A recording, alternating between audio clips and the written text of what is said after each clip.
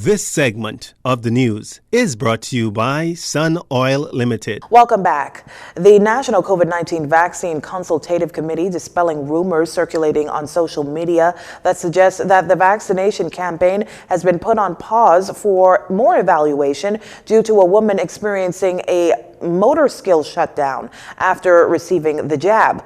The Ministry of Health confirming that to date it had not received a report or an e-savvy or events supposedly attributing to vaccination or immunization of the vaccine, as described in the social media report. Earlier this week, officials noted that COVID-19 vaccines in the capital would pause Friday evening to allow a time to reassess the rollout. The consultative committee, in a statement, says reporting e-savvy after receiving the COVID-19 vaccine is essential, as reports assist officials to investigate and determine if the stated symptoms are definitively related to vaccination and provide the necessary support to the person who is experiencing the symptoms. That information may be reported by calling 818-2975. Various sites have also been set up to receive reports of events, including hospital emergency rooms and private medical practices. The consultative committee advises that there is no connection between the pause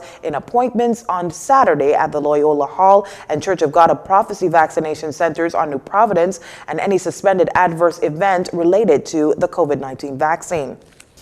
A 24-year-old man from Treasure Key died after a tragic traffic accident in Abaco on Thursday.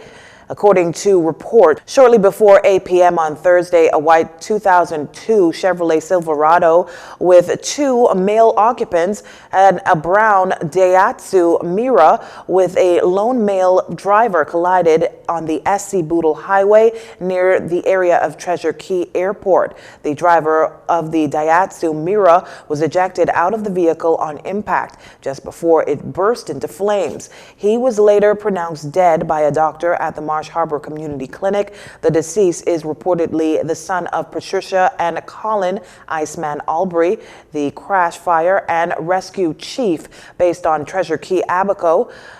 Ironically enough, Colin Albury recently led a team of those to 20 Abaco volunteers as they trained on the new Jaws of Life equipment donated by the Rotary. Meanwhile, the driver and passenger of the Chevrolet Silverado also received serious injuries but are in stable condition. The victim has been identified by family members as Kyle Pinder.